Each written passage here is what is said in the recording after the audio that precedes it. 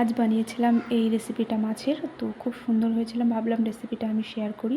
তো প্রথমে আমি এখানে মাছগুলো একটু কড়া কড়া করে ভেজে নিয়েছি। আমি কিন্তু মাছ ভাজা একটু কড়া খেতে বেশি ভালোবাসি, সেই জন্য কড়া করেছি।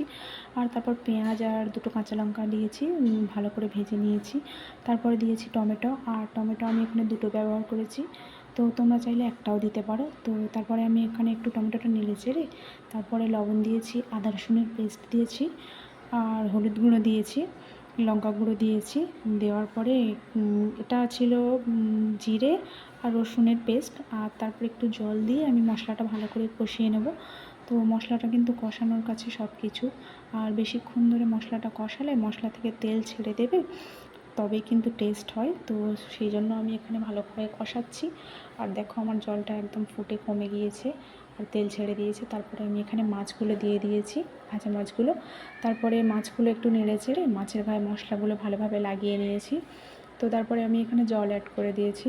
তো জলটা কিন্তু পরিমাণ মতো দেবেন, আপনারা যে যেমন খান। তো আমি কিন্তু একটু মানে শুকনো শুকনো খাবো, তো সেই জন্য কম জল অ্যাড করেছি। তারপরে এখানে ঢাকনাটা বন্ধ করে দিয়েছি আমি, আর ফোটার জন্য অপেক্ষা করছি। ফুটে গেলে আমি কিন্তু গ্যাসটা একদম লো করে দেব। তারপর একটু ধনে পাতা দিয়ে দিয়েছি। তো আমার এখানে মাছটা রেডি হয়ে গিয়েছে, আর কত সুন্দর দেখতে হয়েছে, আর খেতেও কিন্তু খুব সুন্দর টেস্ট হয়েছিল। আর তোমরা কারা কারা এই মাছটাকে চেনো কমেন্ট করে কিন্তু অবশ্যই জানাবে। বাই।